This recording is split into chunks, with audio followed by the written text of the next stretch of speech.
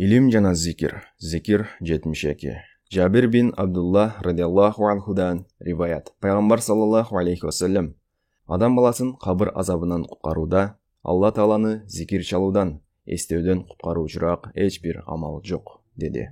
Башкача айтканда, андан артык амал жок. Кимдир бирөө Алла Тааланын жолунда казат кылууда жетпейби, деди. Пайгамбар саллаллаху алейхи вассалам Алла жолунда күрөшүүдө, бирок бир жагдайда гана, эгер салгылашып жаткан киши кылычы сынганга чейин чабышса, жетиши мүмкүн. Жабир бин Абдуллах радиаллаху анхудан риваят. Пайгамбар саллаллаху алейхи вассалам адам баласын кабыр азабынан куткарууда Алла Тааланы зикир чалуудан, эстеудөн куткаруучураак эч бир амал жок, деди.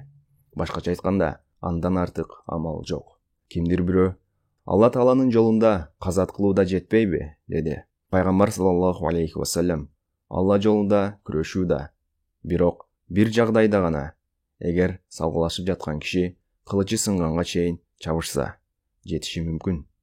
Табарони.